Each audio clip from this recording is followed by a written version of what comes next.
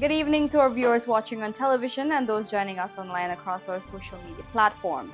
I am Madonna Doric with the Monday, April 27th edition of the Guyana TV9 News. In the headlines tonight, global crash flows into Guyana as investor trust hits new peak. New roadmap announced to empower Guyana's vulnerable populations. Site engineer arrested following Sunday's major power outage. And vendors at Merriman's Mall sound alarm over crumbling safety and lack of order. Now, for the news in depth. Guyana's social safety net is getting a major overhaul. Minister of Human Services and Social Security Dr. Vindhya Prasad has unveiled an ambitious roadmap to rebuild the country's protection systems.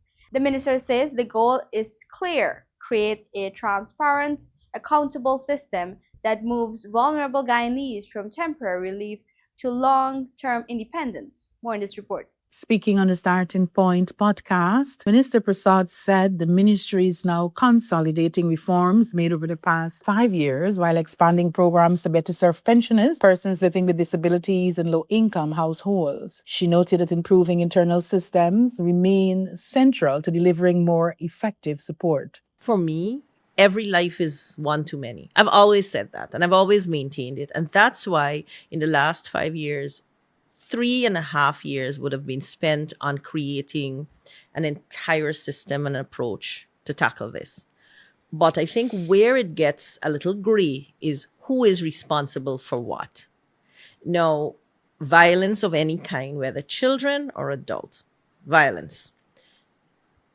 The law enforcement agency is the lead agency. The minister emphasized that stronger monitoring, evaluation, and impact analysis will play a key role in ensuring accountability as the ministry works to improve outcomes and reinforce responsibility at every level of service delivery. At the same time, Prasad said there will be a renewed push to expand empowerment programs, particularly for vulnerable groups such as single mothers, with the aim of fostering financial independence and greater national participation. We need to ensure that people understand that there is space for them to be financially independent, economically empowered, and to have a really strong role in Guyana's development. So they must see themselves like that. And so it's creating that ecosystem. Looking ahead, the ministry is also prioritizing improvements in child care and child protection systems, including the expansion of the care economy, the introduction of digital case tracking, and plans for a dedicated forensic interview unit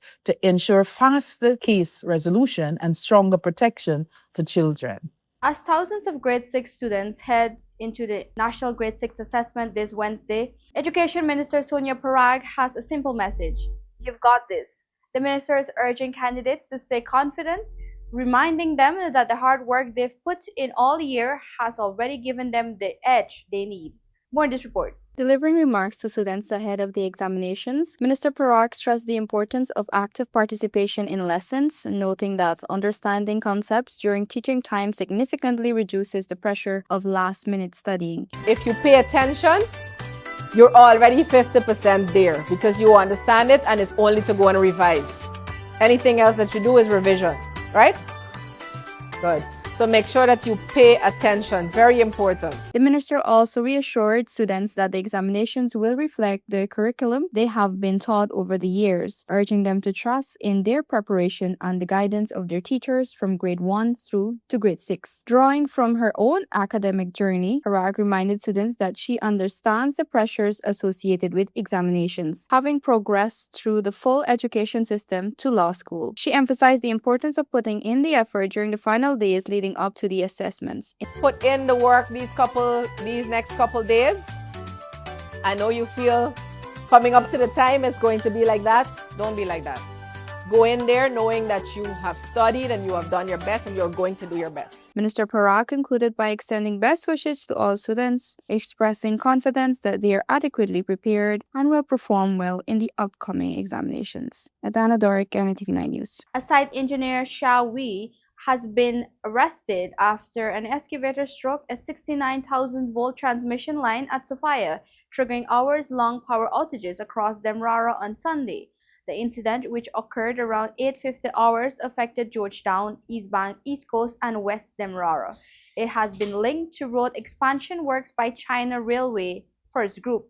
Guyana Power and Light Inc. (GPL) said the contact caused a system disruption, but confirmed that about 90% of power was restored by late Sunday.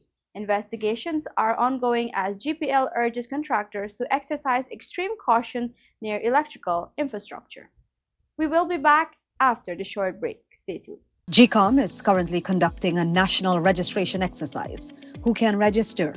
Anyone who will be 14 years or older by June 30, 2026 and is a Guyanese citizen by birth, descent, naturalization, or is a citizen from a Commonwealth country living in Guyana for 1 year or more. Persons eligible for registration must visit the GCOM registration office responsible for their area of residence to apply. Persons who are already registered could apply for a name change if they have changed their names since they were registered, apply for corrections if there is incorrect information on their national ID cards. Persons who are desirous of conducting any of the above transactions must provide the relevant supporting documents.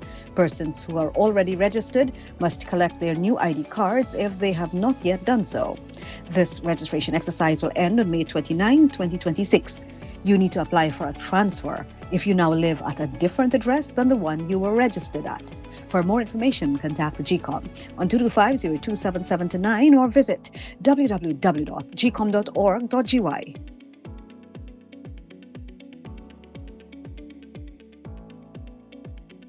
GCOM is currently conducting a national registration exercise.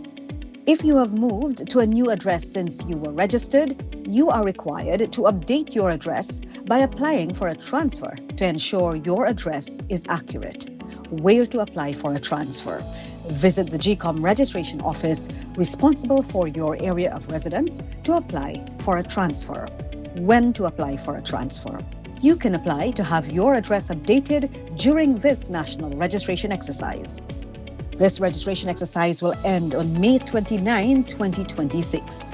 The office hours for GCOM are permanent registration offices open Monday to Thursdays from 8 to 12 hours and 13 to 16 hours 30, and on Fridays from 8 to 12 hours and 13 to 15 hours 30. The offices will be closed on weekends and holidays. For more information, contact the GCOM on 225-027729 or visit www.gcom.org.gy. Welcome back. You're watching the Guyana TV9 News Bulletin. Global investor confidence in Guyana is soaring. Finance Minister Dr. Ashni Singh says the trust is now translating into a major surge of international financing for the country. Here is more. Speaking at the opening of the 4 Points by Sheraton Hotel, Dr. Singh attributed this momentum to deliberate policy decisions and a carefully cultivated investment climate, which he said has positioned Guyana as an attractive destination for large-scale financing. Highlighting a major shift in external funding, the minister pointed to the private sector arm of the Inter-American Development Bank, IDB Invest, noting that prior to August 2020, approvals for Guyana stood at just $6 million across 4 projects. Since then, that figure has surged to over $260 million. But I want really to make the point to all of you today that we did not get here by accident, and we did not get here only because of oil. We got here because of remarkable clarity of vision by a team, and indeed, in particular, by President Ali even before he assumed the presidency. He explained that early in its term, the administration recognized gaps within the local financial system, particularly its limited capacity to meet the growing demands of the private sector, especially in the non-oil economy. This prompted a strategic push led by President Dr. Irfan Ali to bring in regional banks, international institutions, and multilateral agencies. And President Ali said, we need to get regional banks on board to finance projects in Guyana. We need to get international banks, and we need to get the private sector arms of the regional and multilateral financial institutions on board. And Mr. Van Dam, I'm extremely pleased to note that your investment is co-financed by regional banks, at least 2 of them that I know of, and very importantly, IDB Invest, to whom you referred. Dr. Singh noted that the 4 Points by Sheraton project is a clear example of this strategy in action, having been co-financed by regional banks and IDB Invest, while emphasizing that similar opportunities exist across all sectors as Guyana continues to pursue diversified and sustained economic growth. From land rights to environmental protection, Guyana is sticking to its global promises. Minister Pauline Sukai says the country remains a dedicated partner in the UN's mission for indigenous empowerment and sustainable growth. Here's more. Sukai said the government's development approach is rooted in balancing economic growth with responsible environmental stewardship while ensuring indigenous communities directly benefit from national resources. She emphasized that these principles guide Guyana's broader national development strategy. Guyana is fully committed to the UN Declaration on the Rights of Indigenous Peoples and the 2030 Agenda. Our development strategies prioritize prudent environmental management alongside economic development. A key pillar of this approach, she noted, is the direct transfer to state revenue to indigenous villages, enabling communities to implement their own development priorities. According to Sukai, this model is designed to increase opportunities at the village level while strengthening self-determination. She highlighted that under the Low Carbon Development Strategy, LCDS, financed in part through carbon credit revenues, indigenous communities have already received billions of dollars in funding. These resources have been used for infrastructure, livelihoods, and community-led development initiatives across hinterland regions. Economic growth has improved national progress. Direct transfer of state revenues to indigenous communities help to ensure the implementation of their development priorities, increasing opportunities in villages. Adana Doric, Guyana TV9 News. The government has hired a Canadian consultant to build a national traffic offender database, a key step in modernizing road safety.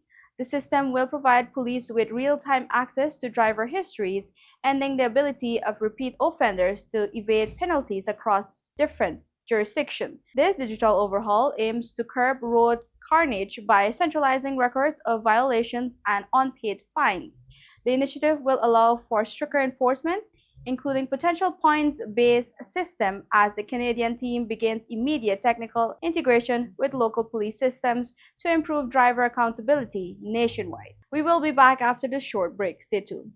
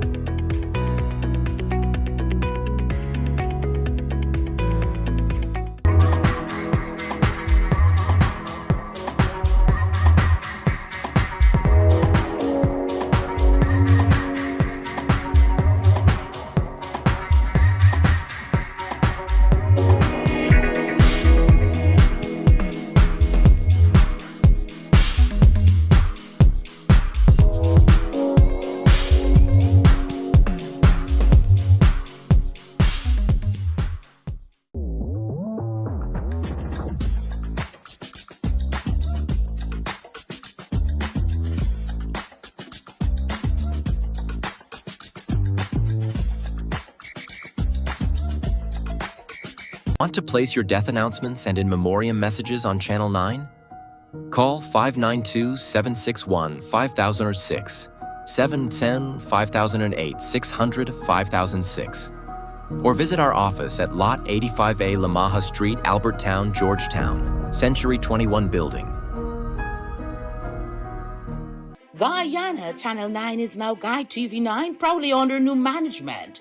We're building stronger with a balanced and open platform for all advertisers. Whether you're promoting a business, service, or event, your message belongs right here. So choose your spot, news, primetime, or anytime, and reach viewers across Guyana. With affordable rates and professional service, Guy TV9 is your partner in progress. So visit us at Lot 21A, Lamaha Street, Georgetown, in the Century 21 building, or call 600-5006 or 761-5006. Guyana TV9, new leadership, fresh outlook, real results. Struggling vendors at Merriman's Mall are sounding the alarm, calling on authorities to fix crumbling infrastructure and failing security before their livelihoods disappear. The vendor laments that lack of basic facilities and poor management have left the spaces in chaos, driving away customers and compromising safety. More in this report. According to vendors, the facility continues to operate without essential amenities such as functional washrooms, proper waste disposal systems, and adequate garbage bins. They say the absence of these basic services has led to worsening sanitation conditions with overflowing garbage and a growing fly problem, discouraging both vendors and customers from the area. Well, our main issue is we don't have no water facility, we don't have no washroom facility here. And they promised us it 5 years ago. So if we could get the city council or the government, whoever's in charge, to look into it. I mean, we're growing business, we're young entrepreneur. We're not asking for much, but we're just asking for some sort of infrastructure. Vendors also raised concerns about activity taking place around unfinished sections of the mall, which they say have contributed to further sanitation and management challenges. They claim that the lack of structured oversight in these areas continues to create difficulties for traders trying to earn a living. Would you want to come and sit here and inhale all of this through here, where you can go somewhere else and be in peace and comfort? You would choose other place. You wouldn't choose to come here, no matter how good the nail tech is. At some point in time, you would say, you know what, I can't take this thing anymore. Plus, it's not safe. You self could see the kind of people loitering here all day, all night. This has no security, no police presence, no city council presence. It's like if we're on our own here. And I don't know what else to do. Another vendor said working under the current conditions has become increasingly difficult and unsustainable. We need water, we need washroom,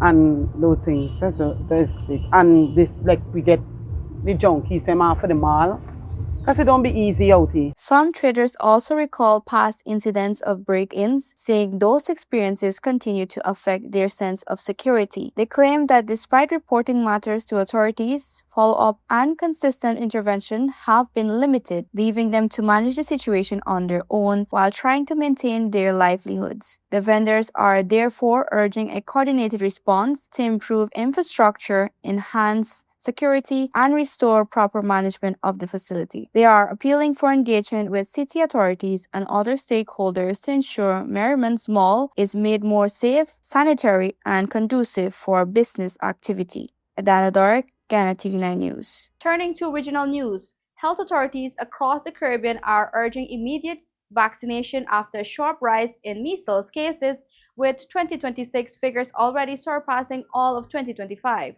Over 15,000 cases and 43 deaths have been recorded across the Americas. Driven by declining immunization and increased travel, governments are now rolling out emergency vaccination campaigns, warning that even one imported case can trigger widespread outbreaks.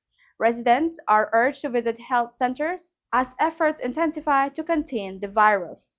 Internationally, in South Sudan, all 14 people on board a CityLink aviation flight were killed Monday when their Cessna 2008 Caravan clashed in the Lori area, roughly 20 kilometers southwest of Juba. The plane departed Yei at 9:15 a.m. but lost contact with air traffic control just 30 minutes later. The victims include 13 passengers and the pilot, identified as 12 South Sudanese and 2 Kenyan nationals. The South Sudan Civil Aviation Authority stated that preliminary findings point to adverse weather and poor visibility as the likely cause. Emergency teams are currently on site for recovery and investigation. Those are our major headlines for tonight's newscast. For more trending stories, follow us on our Facebook, TikTok, and YouTube platforms at GUI TV9. I'm Adana Doric. Thanks for watching.